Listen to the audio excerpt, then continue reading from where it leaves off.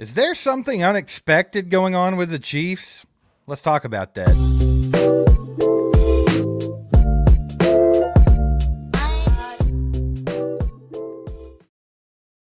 Good morning, Chiefs Kingdom.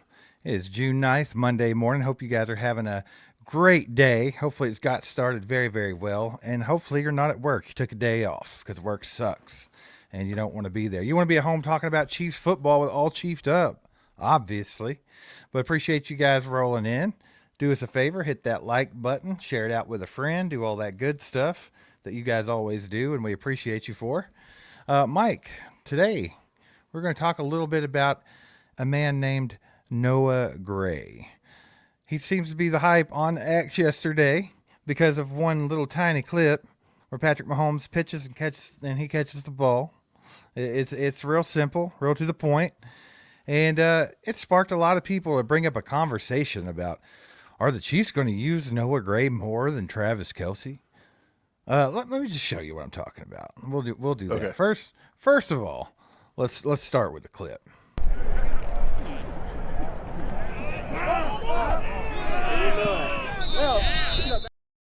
That's it, man. That one little 5 seconds of Bravo. pure horniness for Chiefs Kingdom right there, baby.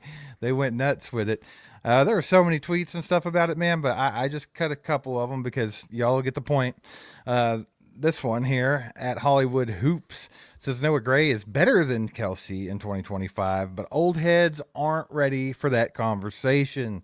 Then we also had at Garrett Gerster, I think how he says it, Titan 1 with the little zipper mouth emoji.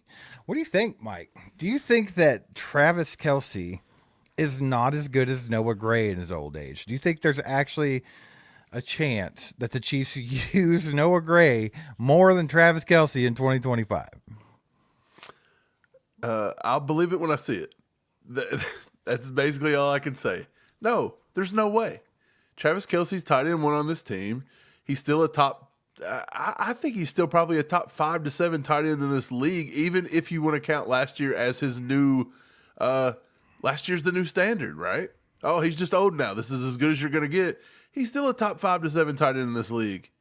And the Chiefs aren't going to use Noah Gray like we think they will. We've thought they're going to use Noah Gray more and more over the past 2 or 3 seasons, and it just doesn't happen. Andy does not tend to use guys as much as we think he will use them, as in, oh, they're young and we're hyping them up and blah, blah, blah. And it just doesn't happen. They even signed Noah Gray back to a big contract last year. And his production, I mean, it was a little better than it was the year before, but it wasn't like he got an excessive amount of extra playing time or anything. So will it go up? Possibly his playing time gets a little more this year, but it's not going to be tight end one unless Travis Kelce gets injured or takes a bunch of games off. It's just not happening. Yeah, man, that's my sentiment too. You know for a fact I've been like a huge Noah Gray advocate for a few years Love now. Noah Gray. I really think that he's the guy that's coming in behind Travis Kelce, and I think that he's going to be very, very good when he does get that role. But it's not going to be this season. We've heard so much stuff from even Travis Kelce himself about how he's coming back pissed off this year. He wants to play in his best shape ever. I think Travis Kelce is a little disappointed with what he was able to put up last year. You were talking about him maybe having sort of a down year, but as a down year for Travis Kelce, you're still a top 5 tight end in the league. So looking at last year's stats, there's only 3 tight ends that broke 1,000 yards last year, and only one of them maybe had a Travis Kelce-esque season. Brock Bowers topped everybody with almost 1,200 yards. Then you had Trey McBride just right behind him. But, they only put up 7 touchdowns total together. But then you had George Kittle, who went for 1,100 yards and 8 touchdowns. To me, that's more of a Travis Kelce stat line right there. But maybe not even Kelce at his height. And then Jonnu Smith had 884, which is crazy, and Travis Kelce at number 5. But, I mean, even last year, with a down year for Kelce, what a lot of people thought was his worst year as a pro, he still beat out Sam Laporta, Mike Gesicki, Mark Andrews, Pat Freiermuth, Kyle Pitts, all these younger guys that everybody's talked about doing this and that. So I mean, Travis Kelce still top 5 tight end, even if you go by last year's statistics, like you said. But I think he's going to have an even better year this year. I think last year was a bit of an outlier. I really do. I fully expect to see Travis Kelce and Patrick Mahomes be back on the same page and be able to do a lot of the things that they've been able to do for years now. Yeah, I think they look better this year than they have in years past. Well, just last year specifically. Kelsey just kind of struggled last year a little bit. A lot of people blamed a lot of things, but I don't blame it to be nothing more than the Chiefs we were hurting in a lot of different aspects. The offensive line just couldn't get it together. Mahomes couldn't find rhythm in the pocket. He couldn't find comfort in the pocket, and that caused problems. Hollywood Brown gets injured before the season starts. Rashee Rice is injured 2-3 games in. You couldn't get anything flowing. Without Rashee Rice on the field, I'm sorry, the Chiefs and Hollywood Brown, let's put him in that too. Without those two on there, Xavier Worthy as a rookie was not enough of a problem for defenses to have to game plan for Xavier Worthy. So it became, let's go ahead and put Pacheco on there too. He's injured. So our running back 1's down. Our wide receiver 1, our wide receiver 2, our offensive line stinks. Who did defenses have the game plan for? Oh, I'm sorry. We could just double and triple team 48-year-old Travis Kelce. Okay, so yes, father time and defenses and injuries and everything else all culminated in the greatest downfall for Travis Kelce he could ever have in a single season, and everyone took the opportunity to jump all over his ass. That's all it was. And he don't pay attention. He's not focused. He spends time with Taylor Swift in the offseason. Oh, I'm sorry. I said this the other day on Lance's show on their podcast. I said Brittany and Patrick go out to dinner. They go out to soccer games. They go here. They were just at the College World Series. Nobody's saying that he isn't focused on football, even though he looked like he had his head up his ass for half the season last year, and he's not looked good for 2 or 3 seasons. But you're not allowed to say that. We had all kinds of excuses for Mahomes. Oh, well, somebody broke into his house. His grandpa was sick. Okay.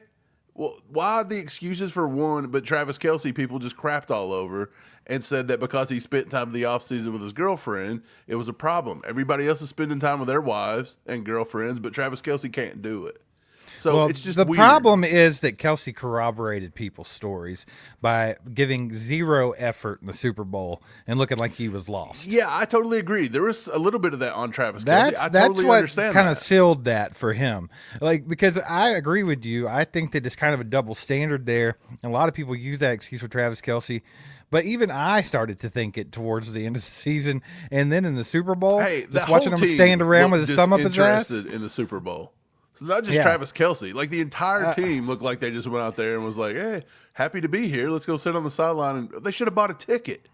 I would agree with that, but at the same time, when you watch the tape, he's a glaring one, especially a guy that's supposed to be that guy, like your go-to. It's Travis Kelce, Mahomes. He's like the leader, and if the team leader is standing out there playing with his nuts instead of actually doing what he's supposed to be doing, Hey. what do you think everybody else is going to do? Man, I'll admit, looking at Kelce throughout the season, there were times it would show him on the sideline and he looked disinterested. He looked just The whole tired. season. Did you ever Yeah. see him fired up? I just don't I don't think know if I did. I don't think the entire team looked as motivated and as fired up. Even putting up the season they put up, like they found a way to win games. So it's not Which a is knock crazy, on yeah. anybody, which is insane after everything I just explained. We all know the injuries and everything. So it's wild that they could win so many games, but they literally did not play with any intensity the entire season. Like it just felt like every game was just like they're half asleep walking through it, and Right. they found a way to win at the end. And that's why a lot of people come on with the whole, well, the Chiefs suck and the league just helps them win every game. Because, yeah, they were playing it so close that one little small call determined it at the very end because we wouldn't put nobody away. We wouldn't score points. We didn't look like we even cared. So it's like, I hope that turns around this year because you would think a team that talked up a three-peat so big and then had a chance to do it. I think that kind of plays into what you're talking about. I I mean, you have a team that was riding high off of 2 Super Bowl wins. They've played way more football than everybody else. And then with the pressure of the three-peat, because it's already been brought up, sorry, you knew, even if they didn't say it, it was going to be talked about constantly by media and fans and everything else. Didn't I bring that up last year, though? I yeah, said, but I don't the think, Chiefs have a lot on their shoulders? And everybody said, that's crazy. They're I think professionals. They'll figure it out. I think they were going to be fine. But I think when you have all of that and then everyone on the team gets hurt and you have to change your entire offense and everything that you wanted to do for the season, I think a lot of it just mounted up to where it was just like, damn. Pretty much changed the offense, like, 3 times last year? Yeah, it was crazy. So, I mean, I kind of see what happened there and I kind of see all of it. And I don't think Travis Kelce was just one guy going rogue, just decided not to play football or anything like that. Do you agree with this? PFF writer John Costco put up his top 10 tight ends for this year. Kelce's all the way at 7. Do you think that's right? No. You think Trey McBride at 3 and Mark Andrews deserves to be in the top 5? Trey McBride, yes. Mark Andrews, absolutely not. And Kelce should be, even if you wanted to be completely unbiased and go by last year's statistics, then Kelce still has to be at 4. I mean, the only ones that you could put above him. With that. The only ones that you could put above him are George Kittle, Brock Bowers, and Trey McBride. That's it. And I think the only reason why George Kittle's even at the top here is because of some experience. Because honestly, Brock Bowers and Trey McBride both had more yardage than him last year. They just had a few less touchdowns. So, yeah, I mean, if you're just going by last year alone and going into this year, and you don't want to put Kelce at the top anymore because you think he's old and decrepit or whatever, you still got to put him at 4 here. You have to. I think people just disrespect Travis Kelce a little bit. I think this is the new world, though, right? You find greatness. It's the same with Patrick Mahomes. You find somebody that's good at what they do. People get tired that they win. You have unjustified, ignorant-ass takes all over the place that have nothing behind it. Like, you seen the woman the other day. I don't know what she was on. I don't even know her name. She's insignificant. This is why women get a bad rap in sports, on sportscasters and sports talk. It's not because men are sexist. It's because women like that are allowed to be in a position. And she comes out and says Patrick Mahomes is the most overrated quarterback she's ever seen in her life. With the statistics and the team and the winning and the Super Bowls and the AFC champion and everything under the sun, and she spouts that crap. She's just trying to play into the look, crowd. It's not just her, and it's not just women. Jason McIntyre does it every other day. Skip Bayless does it. All these people do it. They're ignorant. They're ignorant, and they just say things to get clicks, and it's fun to hate on the Chiefs right now. Everybody hates the Chiefs. The world hates the Chiefs. Let's pile on for clicks. But it's ignorant crap. It's fun every offseason until the season starts and the Chiefs start beating your ass. So, I mean, I think it's going to be more of the same. But let's get back to the tight end thing, just specifically the tight end thing. They give people bad names. It's ridiculous. Yes, Mike, they do. They do. Okay, so as far as the tight end goes, Travis Kelce's tight end 1, regardless. Until he retires, Travis Kelce's tight end 1 with the Chiefs, unless he refuses to retire and he just continues to play for way past when he should, which I highly doubt will happen. But what would it take, Mike? What do you think it would take this season for Noah Gray to start getting more reps than Travis Kelce? And also, last season, you saw a lot of Noah Gray early. At times, you felt like you saw him doing more than Travis Kelce early in the season, and it kind of switched towards the mid-season to late season. It's happened 2 straight years. Right. So what do you think is going to happen this year? And what would it take for Noah Gray to actually end up being more productive and more utilized than Travis Kelce? I mean, it would take Kelce just coming out and having another horrendous year. It would take an injury. Hopefully that doesn't happen. It would take something like that. I just do not see those two being fully healthy. Travis Kelce in the best shape of his career. I mean, it doesn't really matter how good a shape you're in when you're old. Like, yeah, you could be in good shape, but you're still old. Like, it's hard to beat that. I wake up every day. I go walk 12,000 steps, and then by 10 p.m. I can't get out of the bed. So, look, it doesn't matter. Like, you're just old. So, it just does – nothing is really going to convince me that Noah Gray is getting any more playing time than Travis Kelce until it's actually put on the field. And that's the thing. We've seen this every year early. early in the season last year. It was Noah Gray that come in and made a few big plays on Monday Night Football when we had to beat the Jets barely. When Mahomes was being outplayed by that Zach Wilson. moron up in the Jets. Yeah, so it's one of those things where like you'll see Noah Gray pop up early and often, and then halfway through the season, Andy forgets he's on the team. The same way he forgets a lot of these guys are out there playing, right? But Right. It's all the same stuff. Like, look, this is what Chiefs Kingdom does in the offseason. We're going to add Noah Gray. Like, I love Noah Gray. But the hype he gets, okay, we're going to put him on the Delusional Chiefs Kingdom X all Chiefs team off-season edition, all the June edition. We can add him to Justin Ross as the wide receiver. That was the next big thing. Noah Gray's now the tight end. Running back, Louis Rezamet, he's on there. Look at all these guys that people are hyping up in June because they're just bored and they don't have football. And then you get a 3-second clip of Noah Gray catching a 20-yard pass against air. And everybody's so horned up they're about to pass out. Like, I love Noah Gray. I like all these guys. But everybody's got to pump the brakes a little bit. It's a little ridiculous. How dare you put Noah Gray in the same sentence as LRZ, though? I'm just saying, these are the off-season What the hell are hype you machines. He got it for a day. Who are we going to hype up next week? It's Yeah, going to be dude. something. I agree with what you're saying. Taekwon I Thornton agree probably with the gets on that sentiment. list too. Yeah, I mean, it's every offseason, and I mean, naturally, because it's off-season. Everyone's bored. Everyone just wants some kind of football. They want some kind of storyline. They're looking for something, right? So it's natural for that to happen. This one here, though, I think is a little more credible than the average. It's more credible. We signed a guy from overseas that's never played football before in his life, and he's going to be the rookie of the year. Like, that's just dumb. He was going to be the best running back in football is what we were like. We were told we were dumb. And that people unsubscribed from this channel because we said he wouldn't even make the team. We said Louis Rezamet had a chance to not make the team. We just had a chance to not make the team. Remember, we were like, we'll give it a 50-50 shot. That was enough to make people unsubscribe. Well, here's the thing, Mike. I think the way you described that made people think that you don't like Noah Gray or that you don't think Noah Gray is good. And that means you're not listening to the word I've said. Right. So to clarify, Noah Gray absolutely could be tight end one on this team if there was no Travis Kelce. Yes. 100%. Noah Gray's good. But I mean, he's literally been learning from Travis Kelce for 3 seasons now. Steve, he has we've all the supported tools. Noah Gray when people don't. How many times do we say Noah Gray is good and could be the heir apparent and needs more playing time?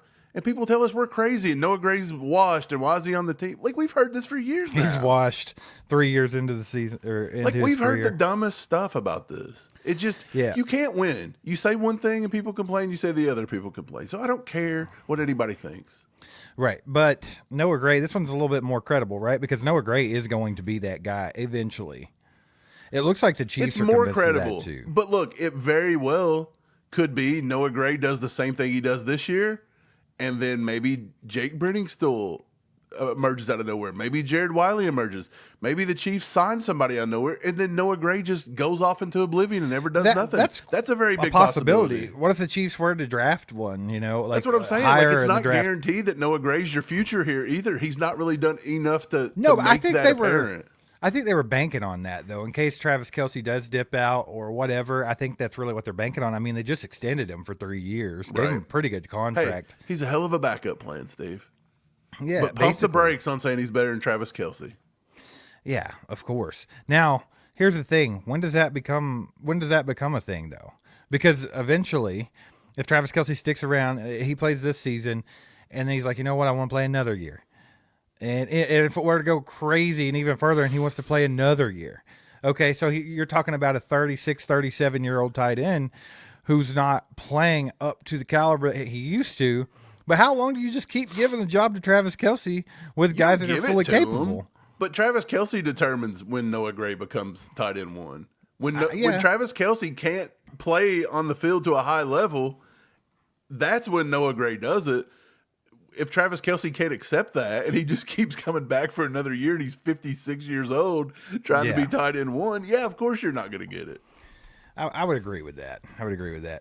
Shout out Justin Flanders with the gifted membership. We appreciate you, brother. Thank you so much. If you got that membership, make sure to thank him in the chat. And if you would like to join the ACU crew and be part of the All Chiefed Up members, you can go to join.allchiefedup.com. Sometimes on your phone, you don't really see the join button because YouTube likes to slap nut around with our channel quite a bit. But if you don't see the join button, you can go to join.allchiefedup.com. It starts at $4.99, and you can do that if you would like. Appreciate you, Justin. And then JCP in the house with the 2 bombs says Dorothy Mantooth is a saint. And so is Noah Gray. Mike, he also said that you look like a bank robber in the chat, and I was laughing a second ago. I don't know why you look like a bank robber. Is the black hoodie? I don't know. People have lost their minds over the fact that I just haven't wore a hat recently. Yeah, Mike, you're really throwing them off without the hat for some reason. Like, I don't understand. I didn't think we as a society was still so like we just critiqued people's choices and looks so much, but it's really happened. Apparently, I'm an ugly man with bad hair, and everyone wants to see me wear a hat. But Steve, people complained about the hat too. You need to put that big, beautiful hair down, Steve. That's what it is. Let it flow. It's gone. It's gone. I cut it. Oh well, never mind. Then. Look. You kept it in a bag? I'm donating it to children with cancer. I'm sending it out today to donate to. It's not Locks of Love. It's a local charity. Look how much I cut off that. I cut off 12 inches, bro. Little ponytail. Yeah, I cut it off, and I'm sending it out today. I'm gonna donate it to some children. I love the sentiment, but I don't know if I'm a fan of this. You need to keep I've still growing got that. hair, dude. It's still down to here. That's how long my hair was. I hadn't cut it since 2020. When COVID hit, you were like, I'm not cutting my hair ever again. Yeah, well, you know how it was. Everybody's like, stay in your house. It's an apocalypse. And then, of course, after about 4 months, you realize that was bogus. But you still were like, I'm not going to the barber. Let's just not do it. Saved a little bit of money. So funny. No, it is kind of funny though. And it's funny because a lot of people in the chat, and you guys might not know this, but we've had at least probably since we began the channel, probably a handful of comments at least from some bitter old man that's just like, quit wearing that hat backwards, boy. I can't even watch y'all. They don't like me when I wear my hat. If it's Yeah, front, and then- they don't like if it's backwards, it's wrong. If I take it off, it's wrong. Like, I don't know what to do. Oh man, JCP with another 5 bomb says, I said you look like a bank robber from the movie Heat. All badasses. De Niro, Oh. Val Kilmer, Tom Sizemore, the all black. Come on, baby. Hey, Lance said I all reminded him of the All the I guy, saw was you look like a bank robber. I didn't see the rest of it. yeah. so- When I was on Lance's show the other day, he said I reminded him of the bad guy from Kindergarten Cop. I don't even remember who the bad guy was on Kindergarten It was Cop. Cullen Crisp. You remember him? That sounds really familiar. I got to Google it. Ian, pull it up. Pull up Colin Crisp. Pull it up, Cullen Crisp. But he said it's only in that one. But I realized it was because he had the Why? he had the pulled back hair. I think. He Like I doesn't said, really look people like are him. losing their mind. Like they don't even. I don't even think people knew I had long hair because I do you always think- wear a hat, right? What do you think they'd do if Noah Gray had really long hair? They'd turn on. Him. Man, they might go back to Travis Maybe Kelce. I should wear a football helmet. I've tried Maybe- the hat. hey, I've think tried the about no it. Hey, hat. I'll put a Tra- football helmet on or something. Travis Kelce grew the hair out. He's got the little flow He's growing going. a flock of seagulls, and I don't know if I'm down with that one. I don't Leave know if I him want to take alone. it back to an '80s flock of seagulls. Leave him alone. Okay? Do what you want, He Travis. can do what he wants. This is 2025. Be Hey, you, baby. You still got hair, man. You got a few more years of that, so go ahead and grow it out. You know? I'm that's just going all to I gotta continue say. to grow it. Somebody asked me if I was going to do it again. I was like, if I can keep growing hair to donate it, I'll do it. Somebody else needs it more than I do. I didn't need any more hair. That was for sure. Yeah. Rich Cooper says, come on, guys. There's no way Travis getting phased out of the team's game plan. It's simple. Yeah, it's not happening. Not this season. Dude, I really do think this will be like a good little comeback year for the Travis Kelce and Patrick Mahomes duo. I really do. And the thing about it is, you hit the nail on the head. Everybody and their grandma was hurt last season. Things got flipped on a dime here and there, and Travis Kelce was the focal point of every defense game plan. He just was. Because if you look at it, even after they got D-Hop, we weren't able to utilize D-Hop well. I mean, he didn't know the offense right off the bat. So, I mean, I think teams literally were just like, hey, we stop Travis Kelsey, we make it difficult for the Chiefs. And it was true, and it worked. But the Chiefs were still finding a way to win games. But when you play somebody like the Eagles in the Super Bowl, they shut down Travis Kelsey. They lock him up, and then they exploit your left tackle position, and that was that. I mean, there was no one else to do anything. Now you got Rashee Rice back. You got Hollywood Brown back, fully healthy with a whole offseason under his belt. You got Xavier Worthy. I think that we can take the load off Travis Kelsey a little bit, and he'll be able to shine a little bit more. But I said this before, man. I think the Chiefs got to get back to more of that backyard football thing where Mahomes just looks comfortable. He's just out there playing and having fun, and Travis Kelsey and him are on the same page, and they're making things happen. Because, like, that's what made Mahomes and Kelsey so great is the fact that when things were bad, when plays were busted, when things didn't go their way, they still found a way to make it happen. You didn't see that last year. The only time I think you saw that last year, hell, it might have been the year before that. There was some ridiculous play, I think, against, I can't remember who it was, either the Bills or the Ravens, where you kind of got a glimpse of it. But there wasn't a whole lot of that. I think they got to get back to that this year. And I think that's something that the young guys have to take notes of, too. Like, don't stop. Like, when this play's busted, you don't stop. You keep moving. You come back to the quarterback because Patrick Mahomes is going to make something happen. I think that this could be a year that Travis Kelsey looks more like himself. Last year might have been a little bit of an outlier. Yeah, I think last year was just a perfect storm. Like I said, it just seemed like a lot of things went wrong at a lot of times. Just everything culminated. It was very odd. The season felt weird. It didn't really feel like we ever clicked. It didn't feel like we couldn't go 3 practices without having a new injury. It just felt so weird, but yet the Chiefs just kept finding a way to win. They kept chugging and chugging along. They were defying the odds, to be honest. Yeah. So much to the point that it turned into a conspiracy theory throughout everything. Like, the NFL coaches were even bought into this conspiracy theory.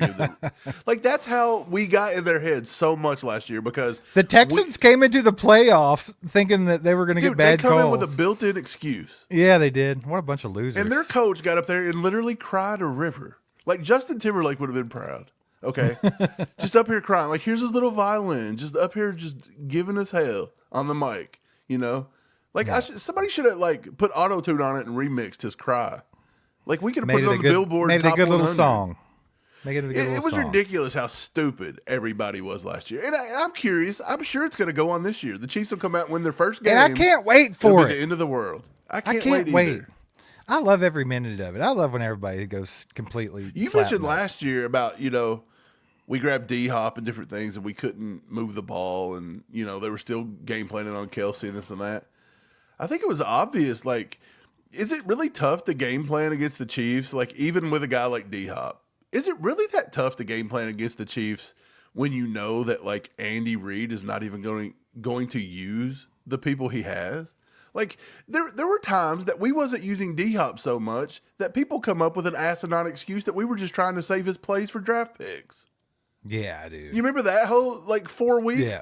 It was this master plan by Andy Reid, and we're holding off for draft picks. But once the playoffs come around, he's going to tick up. You're going to see so much D-Hop. And it went down. Yeah, and that's the thing. Like, I understand that D-Hop had to come in and get acclimated to being in a new team, right? Like, it's a new team, new scheme, all that good stuff. New team, new scheme. But D-Hop is a professional. He is a literal Bro, Hall you of don't Famer. even have to know the play. Just exactly. go out there and just run. Like, it didn't take him that long to start fitting in. But, yeah, just underutilized. And I think that's on coaching, honestly. The way that things went last year is 100% on the coaches. Because when your back's against the wall and everybody on your damn team's hurt, it's up to your coaching staff to get you in the places that you need to be and use the guys that you need to use. And it just didn't happen. But God willing, this season, we have all the pieces here. And now all we got to do is execute. And I think it's going to be a lot easier for Travis Kelsey to execute when you have 2 guys on the football field that run a 4.2 40 and you got Rashee Rice back. I think it's going to be a hell of a lot easier. If they can get that run game going at all, and this is all up to Andy Reid again, but if they can get that run game going at all, and I really do believe that Pacheco should have a pretty good season here in his contract year. I think that Travis Kelce could have a much, much, much better season than he did last year. All there is to it.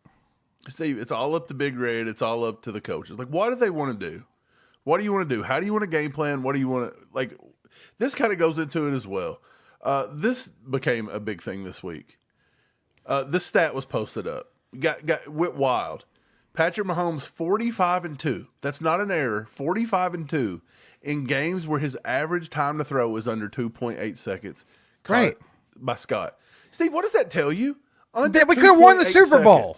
That you still could have won it. Right. It didn't say over 2.8, which means everybody's like, well, he just don't have time to throw. No. Mike. It's called we did not get the ball out. We've been saying this for probably almost the whole 3 years we've been doing this podcast. Right. You don't have to have a line Patrick Mahomes needs to get rid of the ball faster. He has to stop running around with the ball for 8 seconds. Because, yes, those plays are fun, and it's fun to watch the highlights when there's that outlier play where he runs around for 5 seconds and then hits somebody. But that's rare. You're not able to do that every play. You play in the damn NFL. If everyone could do that all the time, then everyone would have the Patrick Mahomes highlights. Yes, you have a guy that can do that if needed, but the if needed is very big and in bold letters. Like, he's got to get the ball out. They have to get the ball into the hands of their playmakers faster. We said it all last season. And what happened? They got to the Super Bowl. They did the exact opposite of that, got their ass beat. And Andy Reid game plan obviously to do the opposite of what wins for the Chiefs. Absolutely. That's kind of the whole point. Like, you do not need tackles that keep you in the pocket clean for 4 and 5 seconds of play. No, I mean, get the play together. Execute people. In the NFL in 2025, defensive athletes are probably more athletic than the offense on the majority of positions. Like, they are fast. They are strong. They get paid lots of money. Ask Chris Jones. He gets paid a ton of money. Well, defense is hard to play these days with all the rules against you. So, I mean, they have to get the best of the best. The DBs back there. So you'll go get, guys to get after the quarterback. But the point is that the Chiefs did everything they could, and a lot of it was coaching. You did everything you could to take yourself out of all the possible things that help you win, which is Mahomes getting rid of the ball quickly, getting plays, designing things that get rid of the ball, get them in a rhythm. And no, it was, we're going to go back and hold it with a makeshift offensive line. Right. Ridiculous. And I mean, that could have been there's only two things that could have been. A, the play calling. For whatever reason, Andy Reid just completely lost his mind and didn't know anything about football and was like, oh, yeah, well, the offensive line's had trouble holding up. So, Pat, why don't you go run around with the ball for 7 seconds? Wasn't giving them any plays that developed quick or any, nothing. No screens. We saw no screens. Screens could have worked beautifully against that, probably. But the other option is that Patrick Mahomes just wasn't hitting the guys that he was supposed to hit. He wasn't doing what he's supposed to do. That's the only two things that could have happened in that situation. Like, and I highly doubt that Patrick Mahomes just couldn't execute a simple play, because most of the plays that you need to get the ball out quick, they're fairly simple pitch and catch type plays, right? Sometimes they work, sometimes they don't. Sometimes you get 2-yard reception or whatever, and that's fine. But I mean, honestly, they have to execute better. Like, you can't just rely on Mahomes running around and making things happen. And I feel like that's kind of how it went. It was like, well, Patrick will make something happen, right? And that was that. Steve, the league's changing. The league is changing. I'm sorry. Time to throw, the most time to throw in all of football, I'm telling you, for an entire season. So it's probably 1,000 plays per each team. Who do you think led the league in time to throw, and how much time in the pocket do you think they had? I don't know, but I do know that we've looked up this before, and Patrick Mahomes, there were a lot of quarterbacks that had less time than him. Lamar Jackson gets the most time in the pocket. And why? Because of his legs. He's Lamar Jackson, right? Because he's Lamar Jackson. His legs. He's still 3.1 seconds. 3.1. That's it. Which means these quarterbacks got to get the ball out of their hands. This is just a different league. There's only 4 quarterbacks in all of football that had over 3 seconds. And that was Lamar Jackson, Jalen Hurts, and Justin Fields was one of those. The other one was Sam Darnold from the Vikings. And do you not remember the Vikings in the offseason saying their offensive line was completely trash and they were trying to go after Trey Smith and they wanted to draft him and their offensive line stunk? Do you remember that? Like they talked about how bad their offensive line was, and they were one of the teams that was allowing over 3 seconds in the pocket. Like most quarterbacks get the ball out in 2.9 seconds or less. Patrick Mahomes had, even with our crappy offensive line, Patrick Mahomes had, let me find it. I want to get the exact number so everybody can't say I'm making up stuff. He's not even on the freaking list. Here it is. 2.8. 2.8. Josh Allen had 2.8. Geno Smith, 2.8. Kyler Murray, 2.8. Bryce Young, 2.7. Dak Prescott, 2.7. Who had bigger years than him? Joe Burrow? Joe Burrow had one of the best years he's ever had. He's got a horrible offensive line. 2.7. So even as bad as the offensive line looked, his offensive line gave him more time in the pocket than Burrow, and Burrow put up 5,000 yards. Right. So it's not necessarily all the offensive line's fault. There's something to do with just the offense in general, the play calling, Andy Reid, Blameyer, whoever's putting together the stuff. It just doesn't feel like it's clicking. Yeah. They've got to find that magic again. Well, he actually, in the Super Bowl alone, had 2.73 seconds on average to throw the football. So, I mean, to talk about how the offensive line got completely wrecked and everything, there were ways to counter that. There really were, and it just didn't happen. I think that's what frustrated all of Chiefs Kingdom. No. Was ESPN Next Gen said that Patrick Mahomes in the Super Bowl had a 3.07 time to throw. Well, it depends on how you look at it. So the one I looked at says the calculation is based on 2.55 seconds average time before completion or sack on non-blitz dropbacks, and then 3.2 seconds while under pressure.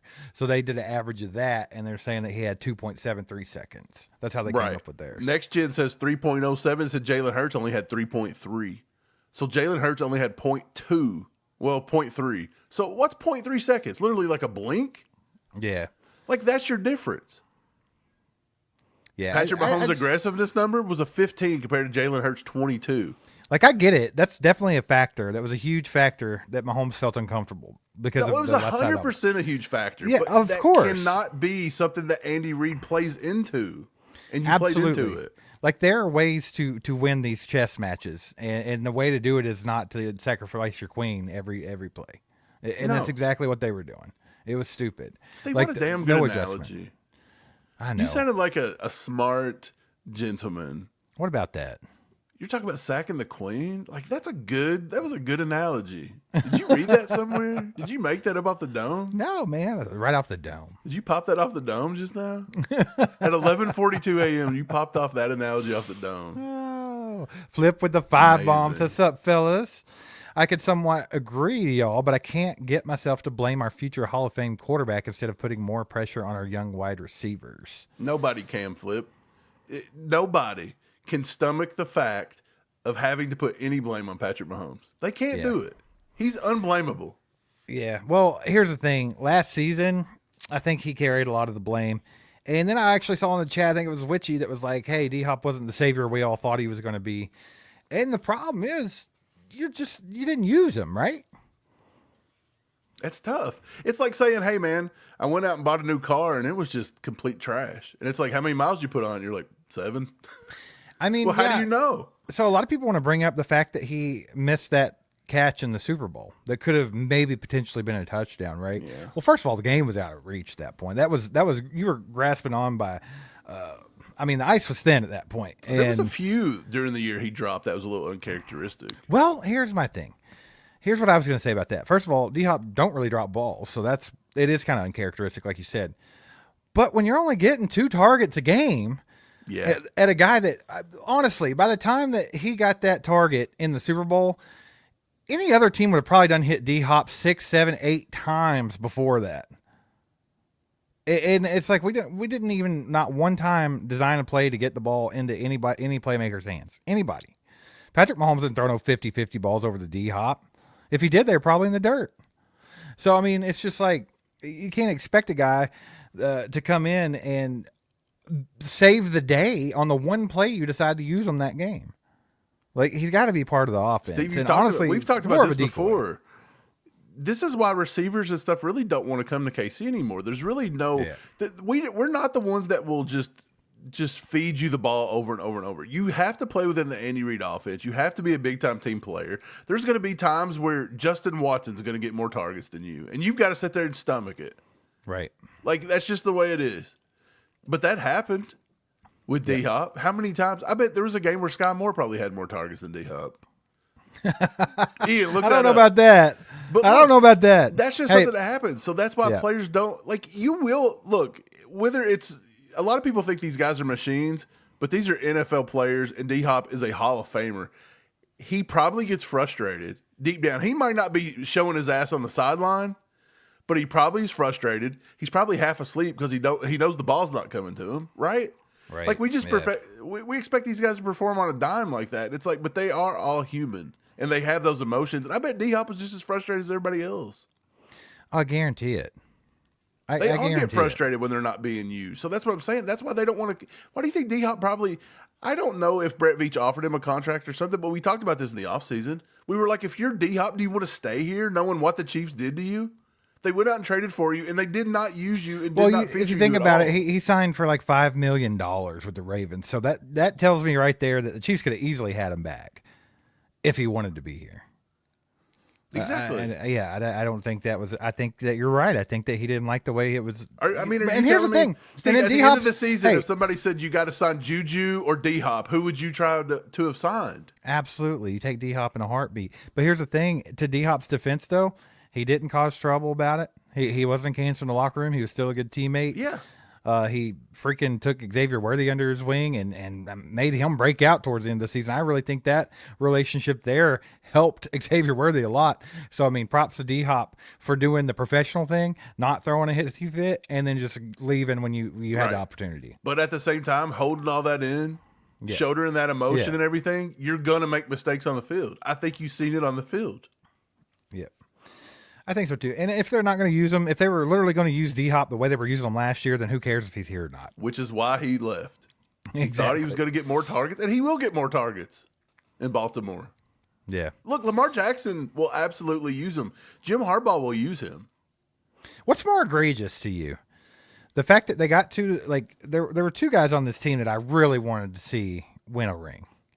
And one was DeAndre Hopkins. He's had Yeah. a Hall of Fame career. Hop and Kareem Hunt. That was it. Exactly. So he had a Hall of Fame career, one of the best wide receivers to ever play football, and he was always in a kind of a crappy situation.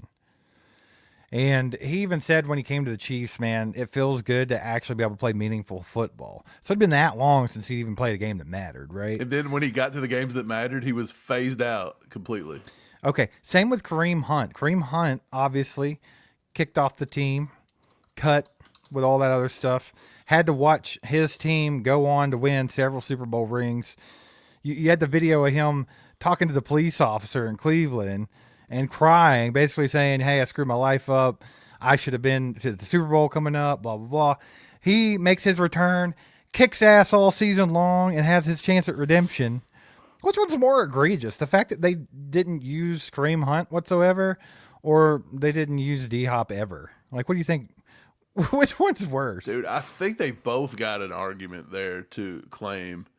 But to me, it probably was Kareem Hunt. That's your guy he literally put the team on his back from like weeks, 4 through 7 or 8. And just, he was carrying us to win, like the overtime victory versus the Bucks. Yeah. Like he just puts us on his back and goes out and scores. And then Andy Reid runs the ball, 2 times in the first like 35 or 40 minutes of gameplay? Yeah, It was dude, insane. that sucks. I really wish they would have gave Kareem Hunt his chances there. Brandon Fleming says, what am I hearing about the D-Hop stuff is that Mahomes can't use progressions or extend plays. That's crazy talk. Getting open is a thing, and there are some design throws, but wide receiver one needs to win his route. You're not wrong, but the fact of the matter is DeAndre Hopkins, if you're telling me D-Hop wasn't winning a route ever, and first of all, he's not a guy that's going to get, 2 yards of separation. He never has. You throw him the damn ball and he catches it. That's just how that works. But yeah, and there were no design plays to anybody. Like, honestly, like, as far as getting the ball out quick and getting it to a playmaker and letting them do their thing, I saw none of that in the Super Bowl. I saw a lot of Patrick Mahomes running in circles. But I mean, you're or not forcing throws over the middle Yeah. of the field. Yeah, you're not wrong. And like Garrett says in the chat, D Hop's just way too old. Sorry. If y'all really think it was his ability that curbed his usage, then I think you're wrong. You're talking about a guy that was with the freaking Tennessee Titans the season before that and went for over 1,000 yards receiving. With Will Levis. Yeah, so if you think it's because he wasn't open or he can't catch or that he is too old, then you guys weren't paying attention. And you don't pay attention to how the Chiefs always do these guys that come in. Because they've had other guys that they've brought in as receivers and even running backs. Like, Mike, how many times did people get horned up that we were getting LaShawn McCoy or Le'Veon Bell or like, of course they're on the back end of their careers, but they still had gas in the tank, just like D-Hop. I mean, D-Hop had over 1,000 yards the year before this, and you're telling me he can't do anything? And Hey, that was look, with a crappy team. Look, I'm going to prove all that wrong right now. I'll bring it in for you. Here, I'll just bring it in for you. Ian, bring it in. It was wrong. That's wrong. D-Hop can't separate. D-Hop can't separate. You're wrong. You're just wrong. I'm sorry. Look, people can tell you that all they want. Here you go. Efficiency, target separation. D-Hop averaged 1.59 yards of target separation. That was number 47 in all of football. Right. The 47th in all of football, and that includes wide receivers and tight ends both. That's both. He was number 47, 1.5. He had almost 2 yards of separation. I sold him short. He still had an explosive rating of 88.4. So people was like, he's unexplosive. 88.4, that was number 59 in all of football. Yeah, I don't think there's an argument here. Like, if you want to try to take Andy Reid's side on this and think that, oh, well, he's just so old, why would they have him on the field? Look at his route wins at the bottom. During man, separation Mike, during man. this was last season, correct? Yes, this was in 2024. Yes. I'll show you at the top. Not 2 years ago, Garrett Rimple. No, it's not. So let's not make no whatever. 2024 season, here it comes. 1.19 yards of separation versus man. That's almost 4. Yeah, that's almost 4 feet of separation. 2.6 versus zone, which means he's at 7 feet of openness in zone half the time. His target rate versus man, he won 24% of the balls thrown his way versus man, 24% versus zone. His win rate in coverage versus man was 35%, and he won 50% of his routes in zone. And his total route wins was 130, number 60 in all of football, with a number 50 with route win rate. Look, Patrick Mahomes wasn't throwing him the frickin' football. Yeah. Like, call it what it is. Call it what it is. Everybody wants to make an excuse to everybody but Mahomes. Mahomes come out with his own mouth and said, I played like trash last year. I give defenses too much credit. I didn't throw to people. I didn't throw with them when they were open. I missed them. Why can't we just say the same things Mahomes said? Why do we got to keep making excuses? Like, quit blaming D-Hop. He was fine. Yeah. I mean, yeah. Was he in his prime? No. Yeah, he wasn't in his obviously. prime. We get it. But Yeah, I just obviously. proved to you with cold, hard statistics. I'm not making it up off the top of my head. Like, I just proved to you he's a top 60 wide, or not even a wide receiver. That was wide receiver. That's running backs. That's tight. That's anybody that runs a route. Yeah. That's just separation, right? Separation. But if you can separate by 2 yards of this, look, if you're separated, what's the old adage? If you're open by a foot, you're open in the NFL. That's the way it is. Quarterback should Especially be if able to put a you ball there. are known for winning contested catches. Like, your whole career has been built on you catch. If it's man coverage on you, they throw you the ball and you win. That's literally what D-Hop built his house on, right? And we didn't do that at all. But that's the thing. We knew that wasn't going to happen. Pat don't throw those kind of balls. He never has. So, I mean, the thing about it is, it doesn't matter. Either way, it didn't happen. It didn't work out. It wasn't a good marriage. So, I mean, we all know. Everybody knows exactly what happened. He wasn't utilized correctly. But, I mean, that's usually the thing. Mike, let's get back to the running backs for a minute. I think that's something that we could talk about. And, yeah, Doug, Mike, quit spanking everybody. You bent them over your knee there with the statistics. It's not about that. I'm not trying to be right or wrong. I'm just trying to say, like, at some point, we all have to stop arguing with our hearts and argue with your head just a little bit. Like, look at the stats. Like, we all know how Andy Reid runs this offense. We've seen it time and time again. He doesn't tend to utilize wide receivers that much. Like, he won't go to them. Like, Tyreek Hill, he used a lot, right? But outside of that, like, look, I don't know. There's no other way to say it. Like, he just didn't utilize them. They're not going to get it, bro. Nobody's going to get it. It's okay. It's all right. Let's go to the running backs, though. Like I was saying, we've got to get this running back thing going, right? And obviously, offensive line plays a big part in that, and everything else we've talked about. What's the chances Andy Reid comes out and has a good running game this year? Do you think Isaiah Pacheco is healthy? He's not coming back off a broken ankle anymore. He's had his time to get back to where he needs to be. He's in a contract year. So, literally, Isaiah Pacheco is going to be raring to go. Yeah. Like, he's going to be ready to go. Do you think it gets utilized? Or do you think we see more of the same kind of weird, stagnant stuff that we've seen last year? Because I'm very optimistic about this Did we not offense. just have a conversation about how Andy Reid gets stuck in his ways and won't utilize things? Do you really, honest to God, think he's going to use a running game?